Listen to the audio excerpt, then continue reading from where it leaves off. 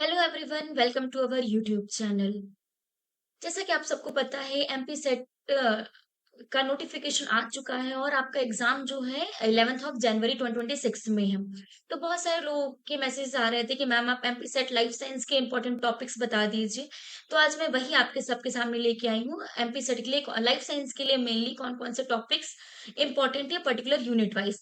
लेकिन अगर मैं बात करूँ कि पूरे अगर सिलेबस की, तो पूरा सिलेबस ही इंपॉर्टेंट है, लेकिन जो मैं टॉपिक्स बता रही हूँ वो थोड़े ज्यादा इंपॉर्टेंट है।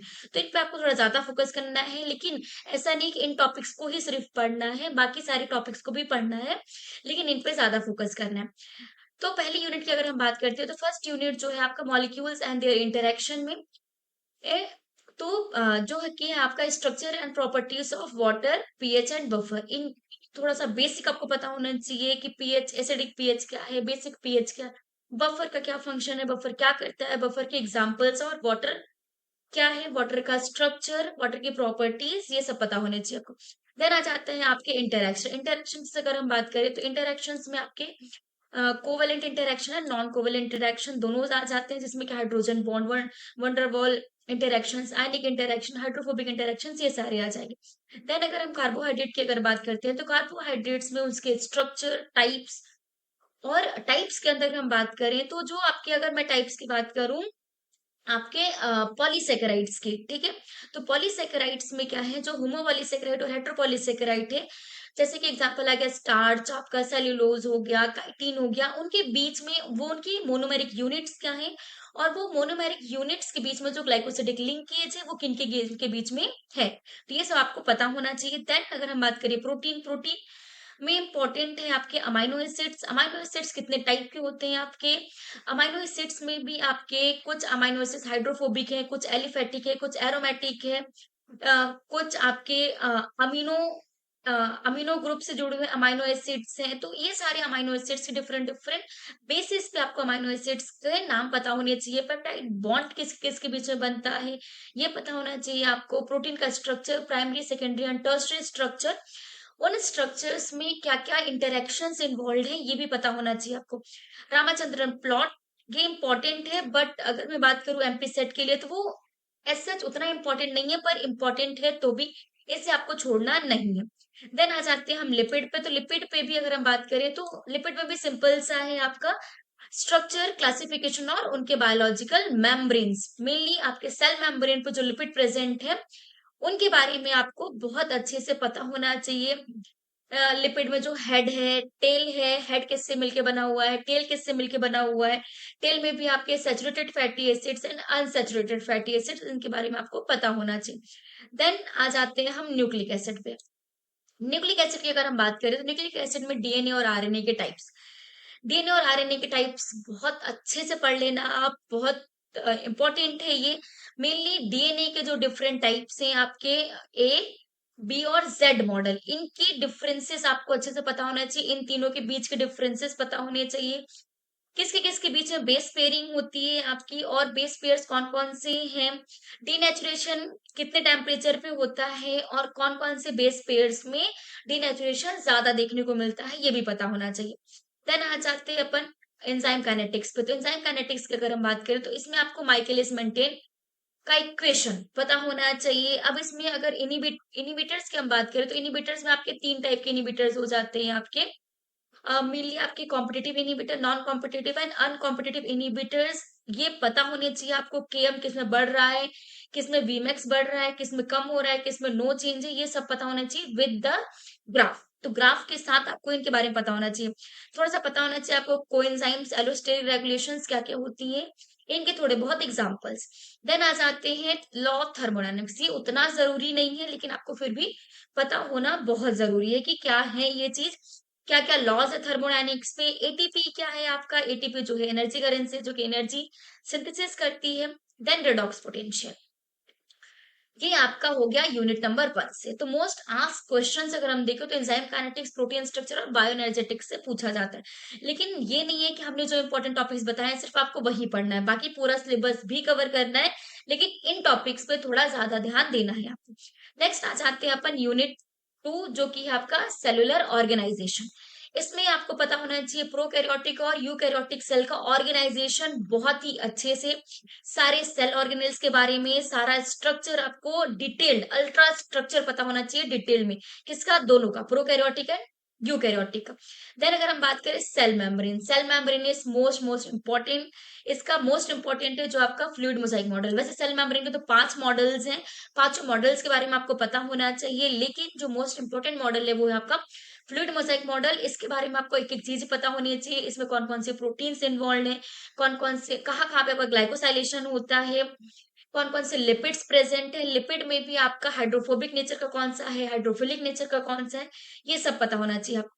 देन आ जाता है आपका ट्रांसपोर्ट मैकेनिज्म, जिसमें कि आपको ट्रांसपोर्ट जो न्यूट्रिएंट्स मॉलिक्यूल्स माइक्रो मॉलिक्यूल्स का ट्रांसपोर्टेशन हो रहा है, एक्टिव ट्रांसपोर्ट, पैसिव ट्रांसपोर्ट, इन सब के बारे में आपको पता होना चाहिए विद द एग्जाम्पल। जितने भी टाइप के आपके पंप है, P type, F type, V type, ABC type, इन सब के बारे में पता होना चाहिए और इनके एग्जाम्पल्स के साथ। लेकिन अगर हम आ जाए सेल ऑर्गेनेल्स की, अगर हम बात करें, सेल ऑर्गेनेल्स सारे इंपॉर्टेंट है, लेकिन कुछ इंपॉर्टेंट जो है आपके mitochondria, chloroplast, ER, Golgi, lysosome and nucleus, इन सब के बारे में इनके सारे फंक्शंस पता होने चाहिए आपको।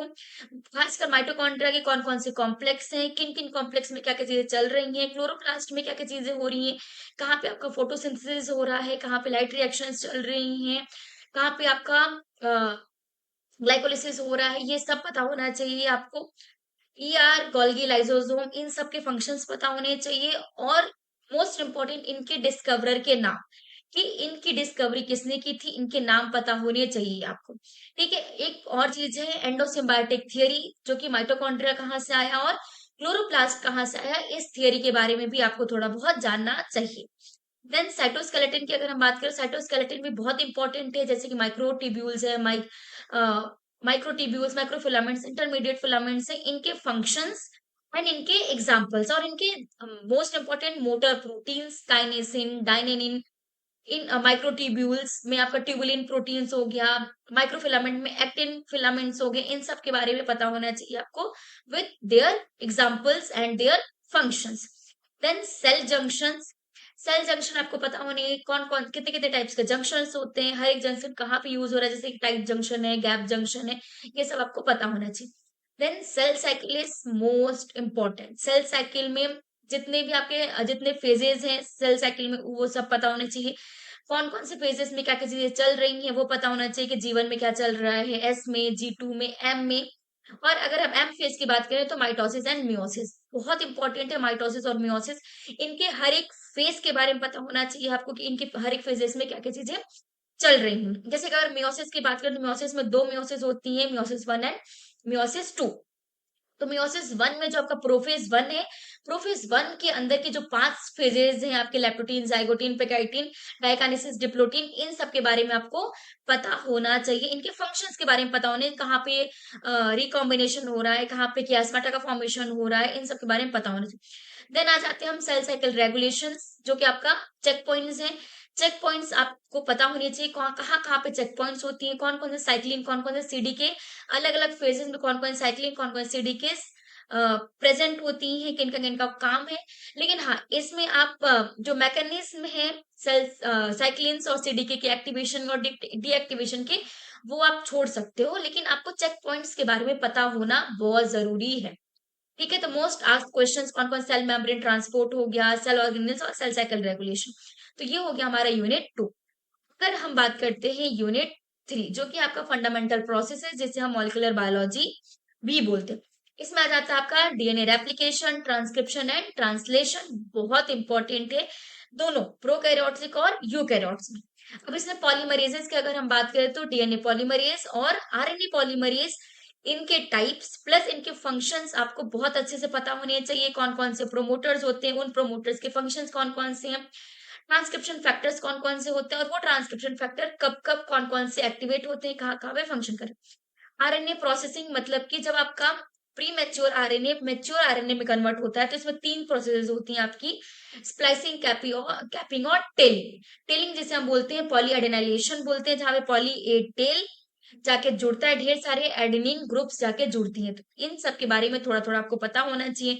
एक्सोन क्या है, इंट्रॉन क्या है, इन कैपिंग क्या होती है, टेलिंग क्या होती है, इन सब के बारे में पता होना चाहिए। देन अपन ने बता दिया आपको ट्रांसलेशन पता होना चाहिए कि प्रोटीन की सिंथेसिस कैसे हो रही है, कौन से टाइप का राइबोसोम काम कर रहा है। राइबोसोम काम कर रहा है तो उसके लार्जेस्ट सब यूनिट क्या फंक्शन कर रही है, स्मॉलर सब यूनिट क्या फंक्शन कर रही है, उसका इनिशिएशन, इलोंगेशन, टर्मिनेशन, तीनों प्रोसेस, प्लस तीनों प्रोसेस में कहाँ कहाँ पे जीटीपी का यूज हो रहा है, कहाँ पे एटीपी का यूज हो रहा है, और तीनों प्रोसेस में कौन कौन से फैक्टर्स, ट्रांसक्रिप्शन फैक्टर्स या इनिशिएशन फैक्टर्स या इलोंगेशन फैक्टर, टर्मिनेशन फैक्टर्स लग रही हैं, ये सब पता होने चाहिए। देन रेगुलेशन, आपके जीन एक्सप्रेशन का रेगुलेशन कैसे हो रहा है, इसमें आपका lac operon, most important is the lac operon, tryptophan operon, ये दोनों बहुत इंपॉर्टेंट है, तो ये इनके बारे में आपको पता होना चाहिए। देन ट्रांसक्रिप्शन फैक्टर्स, सेम है कि ट्रांसक्रिप्शन फैक्टर्स आपको पता होना चाहिए। देन आ जाते हैं हम डीएनए डैमेज एंड रिपेयर, कि डीएनए डैमेज हुआ है तो डीएनए डैमेज किस किस तरीके से हो सकता है, और अगर डैमेज हुआ है तो हम रिपेयर कैसे कर सकते हैं, इन सब के बारे में आपको पता होना चाहिए। इनका ओवरव्यू जरूर से पता कर लेना, आप पढ़ लेना, रिवाइज करते जाना तो समझ में आ जाएगा। मोस्ट आस्क्ड क्वेश्चन है replication, transcription, translation, lac operon and gene regulation. तो इन सारी जगह से आपको यूनिट 3 में मतलब मॉलिक्यूलर बायोलॉजी में क्वेश्चंस पूछे गए हैं। देन आ जाते हैं हम सेल कम्युनिकेशन, जो कि है आपका सेल सिग्नलिंग और सेल कम्युनिकेशन। इसमें आपका आ जाता है सारे रिसेप्टर्स, जितने भी टाइप के रिसेप्टर्स हैं आपके पास, उन सबका फंक्शन पता होना चाहिए आपको, कि कौन कौन से रिसेप्टर्स क्या क्या फंक्शन कर रहे हैं, किन किन प्रोसेस को एक्टिवेट करा रहे हैं। देन कौन कौन से सिग्नल ट्रांजेक्शन पाथवेज है, मैप है, कैम सी एमपी है आपका, कैल्शियम आयन है, IP3 है, डैग है, ठीक है, तो ये सब के बारे में पता होना चाहिए। सेकेंडरी मैसेंजर्स कौन कौन से होते हैं, इनके एग्जाम्पल्स आप जरूर से पढ़ लेना। देन हार्मोनल सिग्नलिंग, इसमें आपको ज्यादा नहीं पढ़ना है, लेकिन हाँ इसका बेसिक आपको बहुत अच्छे से पता होना चाहिए। इंसुलिन, ग्रोथ फैक्टर्स, ये सब क्या क्या। देन आ जाते हैं हम एपोप्टोसिस। एपोप्टोसिस क्या होती है, आपकी प्रोग्राम सेल डेथ है, जिससे कि सेल, किसी भी सेल वो उसकी डेथ कराई जाती है इस प्रोग्राम तरीके से। तो अब आप प्रोसेस, इसमें आपको कैस्पेज यूज होता है, तो कौन कौन से कैस्पेज यूज हो रहे हैं, कौन कौन से कैस्पेज कहाँ कहाँ पे यूज हो रहे हैं। देन एपोप्टोसिस के पाथवेज दो हैं, इंट्रिंसिक एंड एक्सट्रिंसिक पाथवे, उन दोनों पाथवेज के बारे में आपको बहुत अच्छे से पता होना चाहिए। ये हो गया आपका यूनिट नंबर 4। देन अगर हम आ जाते हैं यूनिट नंबर 5 पे, डेवलपमेंटल बायोलॉजी।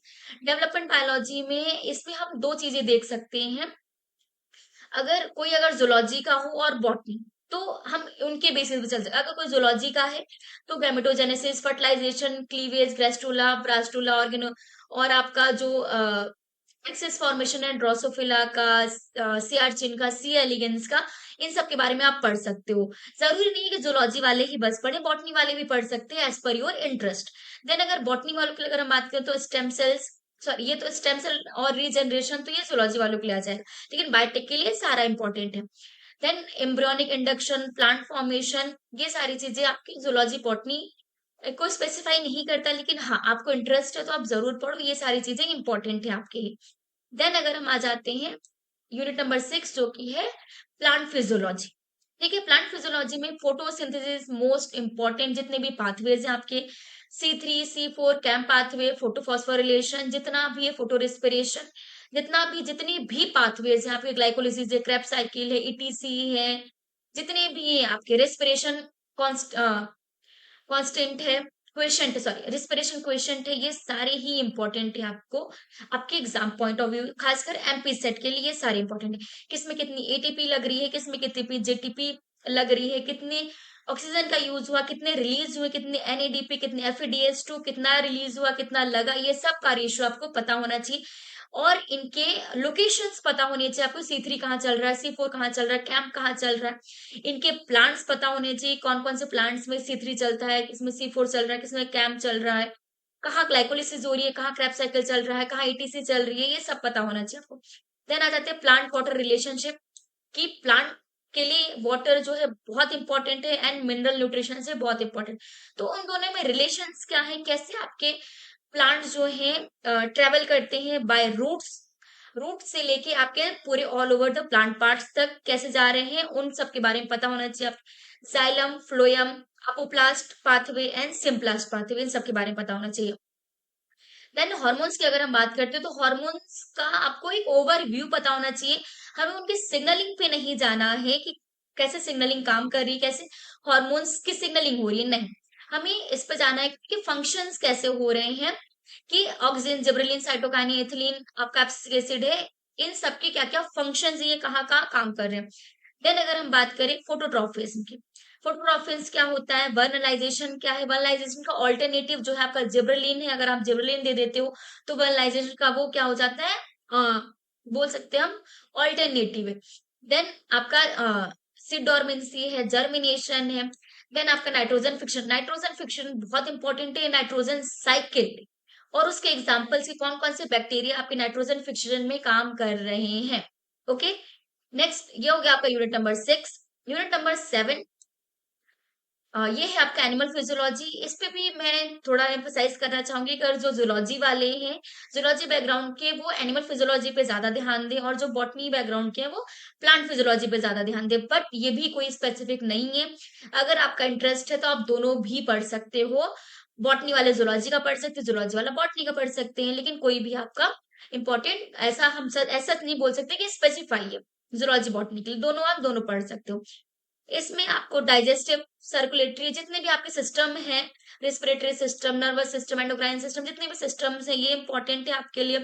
कॉन्ट्रैक्शंस कैसे हो रहा है मसल्स का, ये इंपॉर्टेंट है। नर्व इम्पल्स कैसे आपके एक्शन पोटेंशियल काम कर रहे हैं, सिग्नल्स, नर्व जो है सिग्नलिंग कैसे भेज रही है, साइनेप्टिक ट्रांसमिशंस कैसे हो रहे हैं, हॉर्मोन्स का रेगुलेशन कैसे हो रहा है, आपका फीडबैक मैकेनिज्म क्या होता है।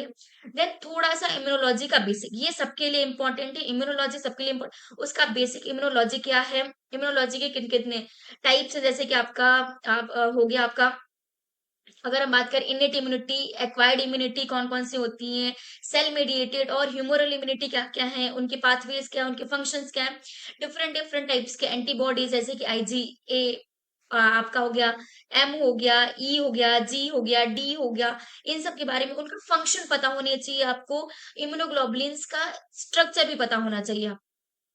देन अगर हम बात करें आपके एमएससी, एमएससी के बारे में पता हो, एमएससी 1 और एमएससी 2, और immune responses, primary immune response, secondary immune response कैसे काम कर रही है, कब प्राइमरी इम्यून रिस्पॉन्स जनरेट होता है, कब सेकेंडरी इम्यून रिस्पॉन्स जनरेट होता है, प्राइमरी इम्यून रिस्पॉन्स में कौन सा इम्यूनोग्लोबुलिन काम कर रहा है, सेकेंडरी इम्यून रिस्पॉन्स में कौन सा इम्यूनोग्लोबुलिन फंक्शन कर रहा है, ये सब पता होना चाहिए आपको।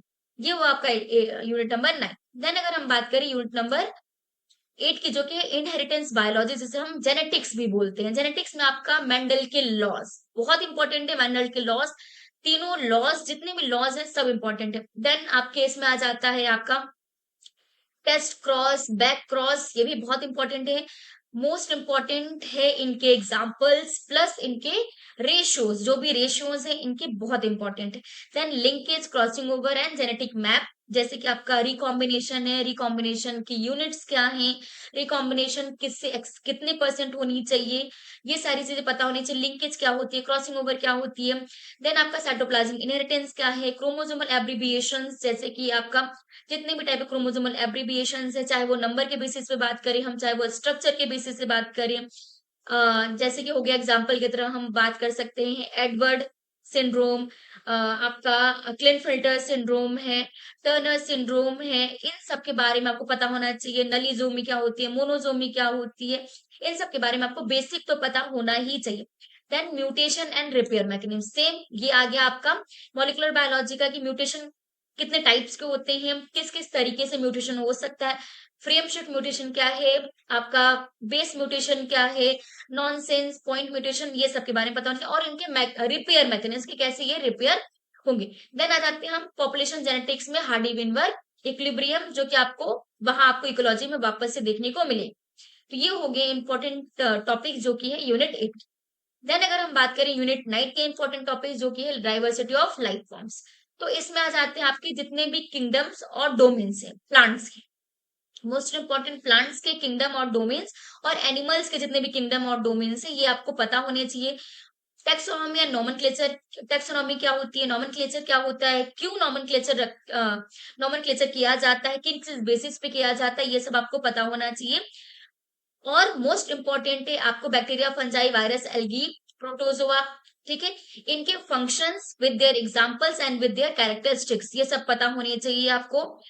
Then plant and animal diversity की अगर हम बात करें तो उनके जो भी मेजर फाइलास हैं, क्लासेस हैं, जैसे कि आपका algae, bryophyta, pteridophyta, gymnosperm, angiosperm, इन सब के बारे में पता होना चाहिए और इनके इवोल्यूशनरी रिलेशनशिप्स क्या क्या है, कैसे ये इवॉल्व हुए हैं एक दूसरे से रिलेट करके।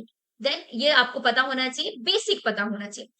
देन यूनिट 10 में अगर हम आ जाए इकोलॉजिकल प्रिंसिपल्स में, तो आपको इकोसिस्टम का स्ट्रक्चर पता होना चाहिए, इकोसिस्टम का स्ट्रक्चर क्या है और उसके फंक्शंस क्या क्या है, कौन कौन से डिफरेंट डिफरेंट टाइप्स के इकोसिस्टम है अपने पास। फॉरेस्ट इकोसिस्टम है, पॉन्ड इकोसिस्टम है, टेरेस्ट्रियल इकोसिस्टम है, इन सब के बारे में पता होना, उनका फंक्शन पता होना चाहिए। देन एनर्जी फ्लो कैसे होता है, 10% रूल लगता है कि जो आपका 10% एनर्जी यूज हो रही है, बाकी सब क्या हो जाती है, फ्लो, जो सॉरी पास हो रही है, 10% एनर्जी पास होती है, 90% एनर्जी यूज हो जाती है। तो ये पता, जितने भी आपके बायोजियोकेमिकल साइकिल्स हैं, सारे जो आपके फास्फोरस साइकिल है, कार्बन साइकिल है, सेडिमेंट्री साइकिल है, फास्फोरस साइकिल है, इन सब साइकिल्स के बारे में आपको थोड़ा थोड़ा सा पता होना चाहिए, बेसिक। देन अगर हम आ जाए पॉपुलेशन इकोलॉजी के बारे में पता होनी चाहिए, उनकी ग्रोथ कैसी हो रही है, इंटरेक्शंस क्या है, कम्युनिटी इकोलॉजी क्या है, देन बायोडाइवर्सिटी क्या होता है, उनको कंजर्व कैसे कर सकते हैं, in situ conservation, ex situ conservation, उनके एग्जांपल्स के साथ आपको पता होना चाहिए। देन सक्सेशन, इकोलॉजिकल सक्सेशन कैसे होता है, आपका प्राइमरी सक्सेशन, सेकेंडरी सक्सेशन कैसे होगा, सक्सेशन के सारे जो स्टेप्स हैं वो पता होने चाहिए आपको। देन बायोम्स क्या होते हैं, हैबिटेट इकोलॉजी क्या है, इन सब की बेसिक आपको पता होनी चाहिए।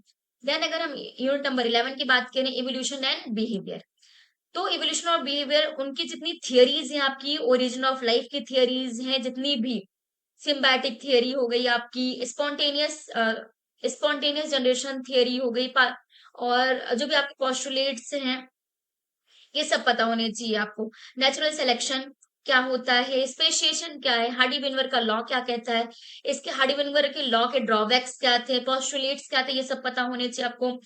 इवोल्यूशन कैसे हुआ, मॉलिक्यूलर बेसिस पे, फाइलोजेनेटिक ट्री के बारे में थोड़ा बहुत पता होना चाहिए, एनिमल बिहेवियर के बारे में थोड़ा बहुत पता होना चाहिए, उनकी लर्निंग, उनके कम्युनिकेशन, उनके सोशल बिहेवियर के बारे में। यहाँ पे एक चीज छूट गई जो कि है आपका, सॉरी, यहाँ पे एक चीज छूट गई जो कि किन सिलेक्शन के बारे में भी आपको पता होना चाहिए, थोड़ा बहुत अल्टरनेंस के बारे में पता होना चाहिए कि अल्टरनेंस क्या होता है, क्यों काम कर रहा है और कैसे काम करता है, ये पता होना चाहिए। यूनिट नंबर 12 की अगर हम बात करें, अप्लाइड बायोलॉजी में आपका आ जाता है recombinant DNA technology. Recombinant DNA technology में आपको आ जाएगा प्लाज्मिड क्या होती है, वेक्टर्स क्या होती है, कौन कौन से टाइप के प्लाज्मिड है, कौन कौन से मैनमेड प्लाज्मिड है, जैसे कि आपका बैक कैक हो गया, ये सब प्लाज्मिड्स, उनके प्लाज्मिड के साइज के हम कितने टाइप के डीएनए को, सॉरी, कितने साइज के डीएनए को कौन कौन से प्लाज्मिड में इंसर्ट कर सकते हैं, कितने टाइप्स के वेक्टर हैं, आइडियल वेक्टर का कैरेक्टरिस्टिक्स क्या क्या होना चाहिए, ये सब पता होना चाहिए आपको। रिकॉम्बिनेशन कैसे करा सकते हैं हम, रिकॉम्बिनेशन कराने के लिए जितने भी एंजाइम्स चाहिए हमें, डीएनए लाइगेज चाहिए, ओके, जोड़ने के लिए। देन आपको प्राइमेस चाहिए, डीएनए पॉलीमरेज चाहिए, आरएनए पॉलीमरेज चाहिए, ये सारी चीजें पता होनी चाहिए। पीसीआर क्या होता है, नॉर्मल, इसके तीनों स्टेप्स पता होना चाहिए। टैग पॉलीमरेज क्या है, टैग पॉलीमरेज का कैरेक्टरिस्टिक्स पता होना चाहिए। पीसीआर मशीन को हम थर्मोसाइक्लर बोलते हैं, ये भी पता होना चाहिए। पीसीआर को इन्वेंट किसने किया, कैरीमुलस ने, ये भी पता होना चाहिए। कितने टाइप के क्लोनिंग वेक्टर और एक्सप्रेशन वेक्टर में डिफरेंस क्या है, ये भी पता होना चाहिए। जीन लाइब्रेरी और आपके सीडीएनए लाइब्रेरी, ये दोनों के बारे में डिफरेंसेस पता होने चाहिए और क्या होती है ये भी पता होना चाहिए। Plant tissue culture and animal tissue culture, दोनों के बारे में आपको अच्छे से पता होना चाहिए। प्लांट टिश्यू कल्चर है क्या, उनके फादर कौन है, एनिमल टिश्यू कल्चर क्या है, उनके फादर कौन है, माइक्रो प्रोपोगेशन क्या होता है, माइक्रो प्रोपोगेशन के स्टेप्स कौन कौन से। Then transgenic plants and transgenic animals के मोस्ट इंपॉर्टेंट है इनके एग्जाम्पल्स। ट्रांसजेनिक प्लांट्स और ट्रांसजेनिक एनिमल्स के एग्जाम्पल्स बहुत अच्छे से पढ़ लेना आप, कि कौन कौन से पहला ट्रांसजेनिक प्लांट कौन सा था, पहला ट्रांसजेनिक एनिमल कौन सा था, जैसे कि डॉली शिप है पहले ट्रांसजेनिक एनिमल, और आपका टोबैको प्लांट है पहले transgenic plant. Okay, then biotechnology, medicine और एग्रीकल्चर में क्या क्या इंपॉर्टेंस है, क्या एप्लीकेशन है, ये पता होना चाहिए। कौन कौन सी वैक्सीन आ चुकी है, वैक्सीन के क्या क्या प्रोसीजर है बनाने के, आइडियल वैक्सीन कैसी होनी चाहिए, कैसे बनाते हैं हम, जीन थेरेपी कैसे की जाती है, और क्रिस्पर कैज9 क्या है, एक जीन एडिटिंग टूल है, ये टूल क्या करता है, कैसे फंक्शन कर रहा है, किसने इन्वेंट किया, क्या इसके ड्रॉबैक्स हैं, क्या लिमिटेशन है, ये सब पता होने चाहिए आपको। देन आ जाते हैं हम यूनिट नंबर 13 पे। यूनिट नंबर अगर 13 की बात करें तो इसमें माइक्रोस्कोपी बहुत इंपॉर्टेंट है। जितने भी टाइप्स के आपके माइक्रोस्कोप है, simple microscope, compound microscope, light microscope, electron microscope, fluorescence microscope, जितने भी टाइप के माइक्रोस्कोप्स होते हैं, इन सब के बारे में पता होना चाहिए। उनको रेजोल्यूशन क्या होता है आपका, और हम बोल सकते हैं न्यूमेरिकल अपर्चर क्या होता है, ऑब्जेक्टिव लेंस कितने होते हैं, आपके स्टेज क्या होती है, उसका पूरा चीज पता होना चाहिए आपको। देन सेंट्रीफ्यूगेशन, सेंट्रीफ्यूज क्या होता है, सेंट्रीफ्यूज कितने कितने टाइप्स के होते हैं, अल्ट्रा सेंट्रीफ्यूज क्या होता है आपका, लो स्पीड सेंट्रीफ्यूज, और आपका रेफ्रिजरेटेड सेंट्रीफ्यूज क्या है, पेन स्टॉप सेंट्रीफ्यूज क्या है, उनके बारे में पता होना चाहिए। आरपीएम क्या होता है, आरसीएफ क्या होता है, उनके प्रिंसिपल्स क्या हैं, ये सब पता होना चाहिए। देन आ जाते हैं क्रोमेटोग्राफी। क्रोमेटोग्राफी डिफरेंट टाइप्स की होती है, क्रोमेटोग्राफी के टाइप्स, उनके बेसिक प्रिंसिपल्स क्या है, उनके बेसिक एप्लीकेशंस क्या होती है, ये पता होना चाहिए आपको। Then electrophoresis. इलेक्ट्रोफोरेसिस कितने टाइप के होते हैं, मेनली इलेक्ट्रोफोरेसिस जो है एग्रोजेल इलेक्ट्रोफोरेसिस जो कि डीएनए के सेपरेशन के लिए और आरएनए के सेपरेशन के लिए है, एसडीएस फेज जेल इलेक्ट्रोफोरेसिस जो कि प्रोटीन के सेपरेशन के लिए होता है। तो एमपी सेट, अभी जो एमपी सेट का पेपर हुआ 2024 में, इसमें पूछा गया था कि एसडीएस का फुल फॉर्म क्या है। तो एसडीएस का फुल फॉर्म आपको पता होना चाहिए, फेस का फुल फॉर्म पता होना चाहिए, इलेक्ट्रोफोरेसिस का फंक्शन पता होना चाहिए, किस बेसिस पे सेपरेट आउट करता है आपका चार्ज और साइज के basis under the influence of electric field. Then spectrophotometer, colorimeter, ठीक है, UV visual spectrophotometer, digital spectrophotometer क्या है, ये सब पता होना चाहिए। रेडियो आइसोटोप्स क्या होती है, ब्लॉटिंग टेक्निक। ब्लॉटिंग टेक्निक बहुत इंपॉर्टेंट है, मेन इंपॉर्टेंट है उनके आपके टाइप्स जो कि है southern blotting, northern blotting, eastern blotting और वेस्टर्न ब्लॉटिंग क्या क्या होती है, किस क्यों यूज हो रहा है, किन किन चीजों के लिए यूज हो रहा है, कौन डीएनए के लिए यूज हो रहा है, कौन आरएनए के लिए यूज हो रहा है, कौन प्रोटीन के लिए यूज हो रहा है, ये सब आपको पता होना चाहिए। कितने टाइप के मॉलिक्यूलर मार्कर्स हैं, आरएपीडी, आरएफएलपी, एसएनपी, इन सब मार्कर्स के बारे में पता होना चाहिए। कौन डोमिनेंट है, कौन को डोमिनेंट है, कौन पीसीआर बेस्ड है, कौन नॉन पीसीआर बेस्ड है, ये सब आपको पता होना चाहिए। सिक्वेंसिंग, ये सिक्वेंसिंग कितने टाइप्स की होती है, जैसे कि आपका केमिकल डिग्रेडेशन मेथड है, और आपका चेन टर्मिनेशन है, पायरो सिक्वेंसिंग है, नेक्स्ट जनरेशन सिक्वेंसिंग है, वो सब पता होना चाहिए आपको, उनके बेसिक प्रिंसिपल पता होना चाहिए, और मेन इंपॉर्टेंट है उनके साइंटिस्ट के नाम। देन बायोइन्फॉर्मेटिक्स का थोड़ा सा बेसिक पता होना चाहिए, जैसे कि एनसीबीआई क्या हो गया, ईएमबीएल क्या हो गया आपका, उसमें कौन-कौन से टूल्स यूज़, पबमेड क्या हो गया, क्यों यूज़ हो रहा है, फास्टा क्या हो गया, ब्लास्टा क्या क्या क्या हो गया, इनके फुल फॉर्म्स क्या हो गए, ये सब आपको पता होने चाहिए। तो ये हमारे 13 यूनिट्स हैं। 13 यूनिट्स में हमने इंपॉर्टेंट टॉपिक्स तो बता दिया आपको, एमपी सेट में कौन-कौन से इंपॉर्टेंट टॉपिक्स पूछे जा सकते हैं, लेकिन ये एक्यूरेट नहीं है, मैं फिर से बोल रही हूँ। इनके साथ-साथ आपको जो बाकी पीछे जो टॉपिक्स बच गए हैं, उनको भी कवर करते चलना है। अगर हम बात करें थोड़ा-सा कि प्रिपरेशन टिप्स क्या हो सकती है, तो कॉन्सेप्चुअल अंडरस्टैंडिंग की बात करते हैं हम कि कॉन्सेप्ट पे जाओ, अंडरस्टैंड करो कॉन्सेप्ट को, रिलेट करो, सारी यूनिट्स को रिलेट करो, कैसे पूछ रहा है, क्यों पूछ रहा है, कॉन्सेप्ट को देखोगे ये कॉन्सेप्ट आया है तो क्यों आया। मेमोराइज करने की जरूरत नहीं है, ठीक है, हम कॉन्सेप्ट को समझना है, अंडरस्टैंड करना है, क्योंकि याद की हुई चीजें भूल जाती है लेकिन समझी हुई चीजें नहीं भूलती। तो आपको क्या करना है, अंडरस्टैंड करना, उस कॉन्सेप्ट को अपने दिमाग में बिठा लेना। देन पीवाईक्यू सॉल्व करो, बहुत इंपॉर्टेंट है, मोस्ट मोस्ट इंपॉर्टेंट, मैं फिर से बोल रही हूँ, पीवाईक्यू सॉल्व करना बहुत जरूरी है एमपी सेट के। और अगर एमपी सेट के लिए सॉल्व करना चाहते हो, तो अगर ज्यादा क्वेश्चंस नहीं मिल रहे हैं तो आप सीएसआईआर नेट लाइफ साइंस का पेपर उठाओ, उसके पार्ट बी को सॉल्व कर डालो, क्योंकि पार्ट बी जो है वो एमपी सेट में उसके पार्ट बी से क्वेश्चंस बनते हैं, तो आप सीएसआईआर नेट के पार्ट बी के क्वेश्चंस आप उठा के सॉल्व कर सकते हो। और आप, जरूरी नहीं है कि आप एमपी सेट दे रहे हैं तो सिर्फ मध्य प्रदेश का ही पीवाईक्यू सॉल्व करें, आप बाकी गुजरात का, झारखंड का, राजस्थान का, सारी जगह का एमपी सेट के पीवाईक्यूज लगा सकते हो। देन रिवाइज करो, डायग्राम्स बनाओ, पाथवेज बनाओ, फ्लो चार्ट्स बनाओ, आप शॉर्ट नोट्स बनाओ, आप हाईलाइट कर सकते हो चीजों को, शॉर्ट में लिख सकते हो, ताकि जो आप जब एग्जाम देने जाओ तो उसके एक हफ्ते पहले आप पूरे यूनिट को रिवाइज कर सको, क्योंकि आपके पास शॉर्ट नोट बना रहेगा, डायग्राम्स बना रहेंगे, पाथवेज बने रहेंगे, जैसे कि स्पेशली फिजियोलॉजी और मॉलिक्यूलर बायोलॉजी में कि कितने कितने टाइप्स के हमारे पाथवेज हैं, उन पाथवेज में क्या-क्या चीजें यूज हो रही है, सबस्ट्रेट लेवल फॉस्फोरिलेशन कहाँ-कहाँ हो रहा है, कितने एनएडीपी यूज हो रहे हैं, कितने एफएडीएस2 यूज हो रहे हैं, कितने CO2 यूज हो रहे हैं, कितने एटीपी लगे, कितने एटीपी रिलीज हुए, ये सब पता होने चाहिए आप। ठीक है, देन एमसीक्यूज प्रैक्टिस करो, बहुत इंपॉर्टेंट है। जो हमने कुछ यूनिट्स दे दी यहाँ पे जो हाई वेटेज को लेके चलती है, जो कि है 1, 3, 6, 7 एंड 12, लेकिन जरूरी नहीं है इन पे ही हम पूरा फोकस करें, नहीं, इनको पढ़ना ही है, साथ में हम जो बाकी यूनिट्स बची हुई हैं, उन पे भी पूरी तरह से फोकस करना है। आई होप आपको ये सारी चीजें समझ में आई हों। तो ये रही इंपॉर्टेंट टॉपिक्स जो आपको एमपी सेट में थोड़ा सा प्रिपरेशन में उनकी हेल्प करेंगी।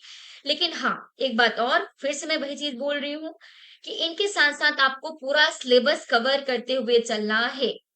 ओके, आई होप ये जो वीडियो है आपको बहुत अच्छे से समझ में आया हो और थोड़ा बहुत आपके प्रिपरेशन में ये हेल्प कर दे। कोई भी डाउट हो आप प्लीज कमेंट करो, कमेंट बॉक्स में हम आपको पूरी कोशिश करेंगे कि हम उसका रिप्लाई दें और उस आपकी प्रॉब्लम का सलूशन भी ढूंढ के निकालें।